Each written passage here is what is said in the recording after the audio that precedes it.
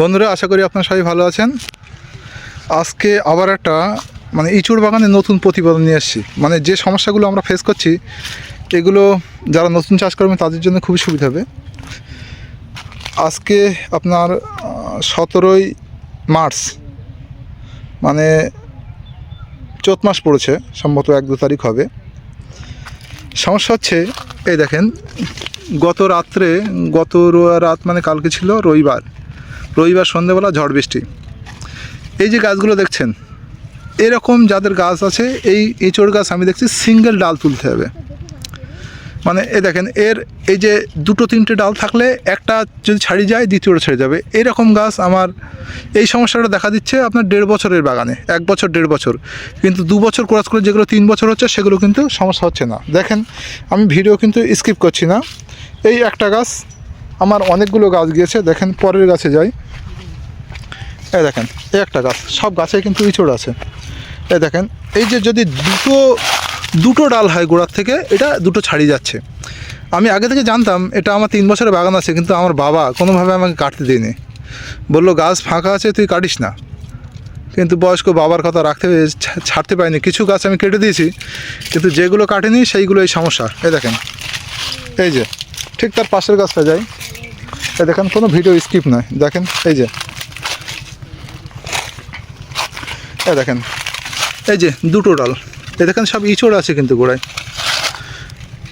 এই 1 বছর ক্রস করেছে, এই গাছে অল্প অল্প ইঁচড় হবে। এই যে আমার এসব খোঁটার দেওয়া ছিল, সব খোঁটা একটা ছাড়িয়ে গেলে আর একটা ছাড়িয়ে যাবে। এইবার দেখেন, ঠিক পাশে আমার সিঙ্গেল গাছ আছে। সিঙ্গেল গাছে কিন্তু এই সমস্যাগুলো হচ্ছে না। এই দেখেন, এই যে সিঙ্গেল গাছ, এতে কিন্তু এই সমস্যা হবে না। সুতরাং বন্ধুরা, যারা নতুন কাঁঠাল চাষ করছেন, তাদের বারবার রিকোয়েস্ট করব, এরকম সাইডের যেগুলো সরু ডাল, এগুলো কাটার প্রয়োজন নেই। কিন্তু দুই দিকে সমানভাবে মোটা ডাল হয়ে উঠছে, এবং গোড়াটা দেখবেন যেগুলো এরকম ফাঁকা গোড়া, সেগুলো ছাড়াবে না। যেগুলো গায়ে এরকম জড়িয়ে আছে, সেগুলো একদম 100% ছাড়িয়ে যাবে। আর এই সময়টায় আপনারা একটু গাছের খাবার কম দেবেন, কারণ গাছ এই নতুন ফাল্গুনের হাওয়া, গাছের মাথা প্রচণ্ড ভারী। আরও একটা সমস্যা হচ্ছে, কাঁঠাল মাথার দিকে এত পরিমাণ কাঁঠাল আসছে। এই কাঁঠাল আমি দেখাই পাশের গাছে।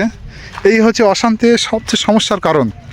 এই মাথায় কাঁঠাল হয়ে, দেখেন, মাথায় সব কাঁঠাল হয়ে মাথা ঝুঁকে যাচ্ছে, এবং যেই বৃষ্টি হচ্ছে পাতাটা ভার হয়ে যাচ্ছে, যেই ঝড় হচ্ছে ছাড়িয়ে যাচ্ছে।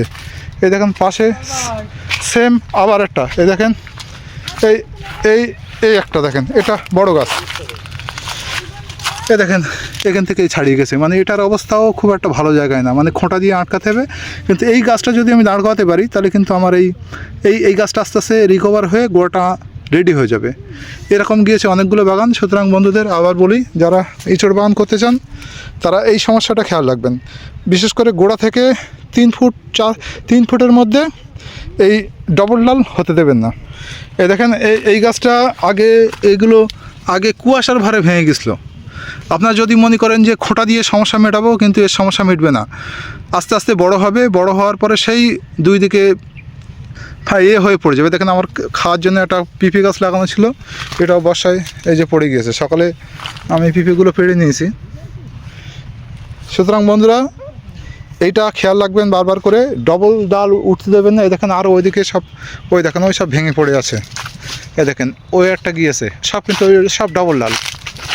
সিঙ্গেল ডালে দেখেন, সিঙ্গেল ডাল। এই যে এইটার আমি ভেঙে যায় বলে আগাম কেটে দিছিলাম। এই দেখেন, এই একটা ভেঙে আছে। এই সাইডে এই গাছটা পুরো শেষ। এটা কিছুই হবে না। এটা যেই এক সাইডে ভেঙে যাবে, পরের সাইডের আর পেশা ধরে রাখতে পারবে না, এটাও কেটে যাবে। দুই দিকে যাবে। এরকমভাবে দেখেন, রেডি গাছ যদি কেটে যায়, কীভাবে করব। এই গাছটাও কী হবে বলতে পারছি না। এই দেখেন, এই ডালটা কিন্তু আমি কেটে দিয়েছিলাম যাতে না ভেঙে যায়, তারপরেও ছাড়িয়ে গেল। ঠিক আছে বন্ধুরা, এই পর্যন্ত রাখছি। বাই।